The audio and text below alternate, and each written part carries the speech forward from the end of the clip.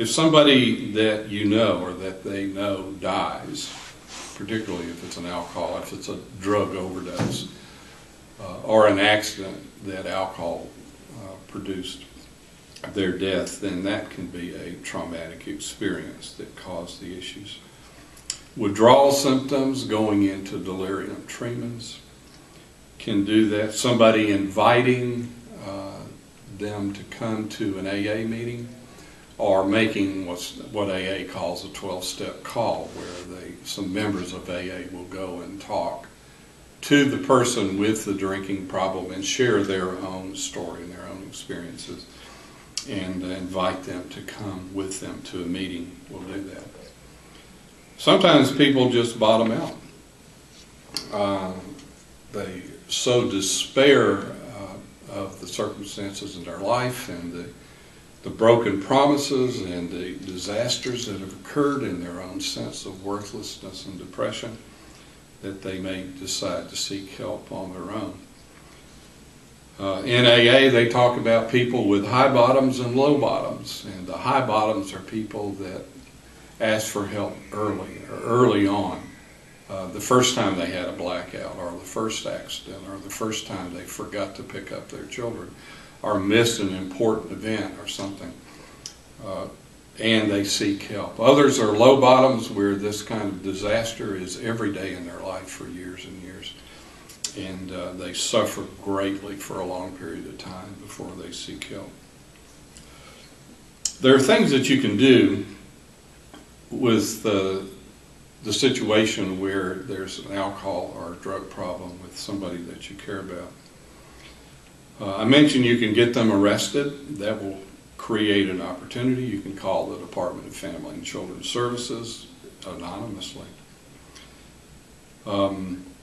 If they have if they're on probation or parole, that's too easy. That's too good an opportunity.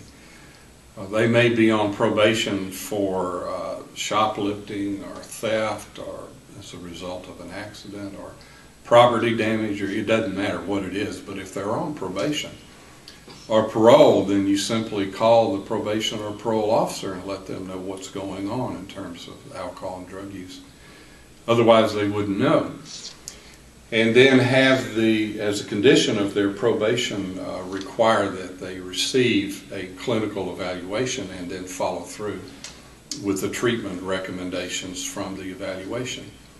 Many times it's a good idea for you as a family or friend to talk to the person that will be doing the evaluation to make sure that they know the extent and the history and the background of this particular situation.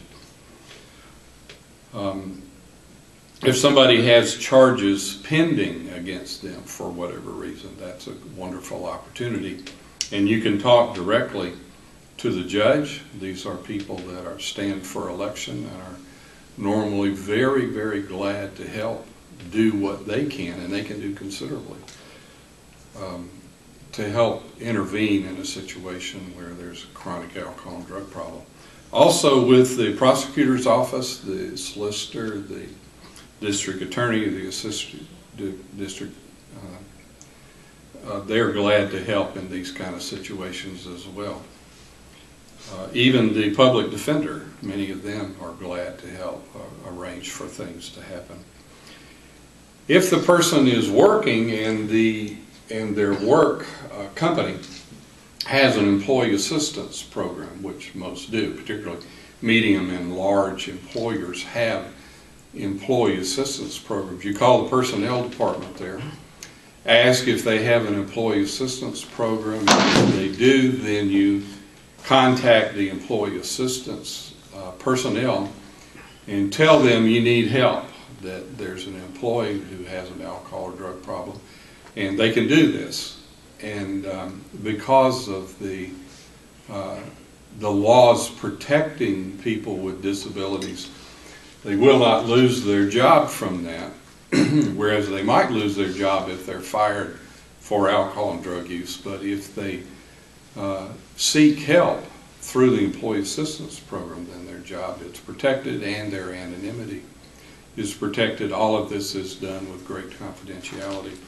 But EAP programs can be very effective at intervention and treatment and long-term support. If somebody has a professional license, if they are a doctor or a nurse or a pharmacist or an attorney or other people that have professional licenses, all the professional licensing board have committees that deal with members that have alcohol and drug problems. And they know how to do interventions and to get people into treatment. And they're very powerful because the person's license is then dependent. Their ability to maintain their license and to work in their profession is dependent on their dealing with their alcohol or drug problem. One thing that we've seen is using a videotape. Many of you remember seeing David Hasselhoff on TV where the family videotaped him in a drunken stupor and then showed that to him. Somehow it got into the meeting and everybody got to see that. That'll create a crisis, and it did for Mr. Hasselhoff too. He got himself into treatment. And people, when they see themselves behaving in their drunken condition, are amazed and immediately will then go and seek help. That has a way of breaking down this denial system that says it's not that bad, you're exaggerating, or I don't remember, therefore it can't be true, and it goes on and on and on. Videotaping can do that very well. Nanny cams work very well. There are drug courts and DUI courts all over the U.S.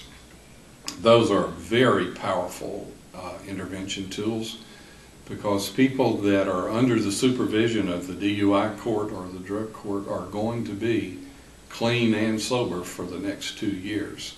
As a condition of their probation, they will be going before the judge every 2 weeks.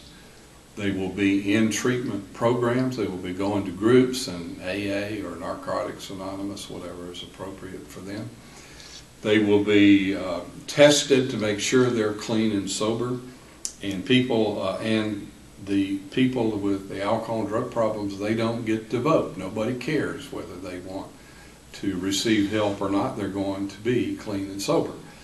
And eventually they, in the context of the other people in the program and in the meetings and in conversations with the judge and their counselor, they're going to see the light. It happens every day. And I've been to many graduation ceremonies of people from alcohol and drug courts, and they universally say, this saved my life. Had it not been for this intervention, I would have continued in my disease, and no telling what kind of havoc this would have produced, or people that I might have killed. Stopping enabling is a big deal because families generally wind up supporting the ongoing disease by giving them money, by rescuing them from the natural disasters that occur, bailing them out, making excuses, giving them jobs, arranging for things to happen to soften over or to smooth over.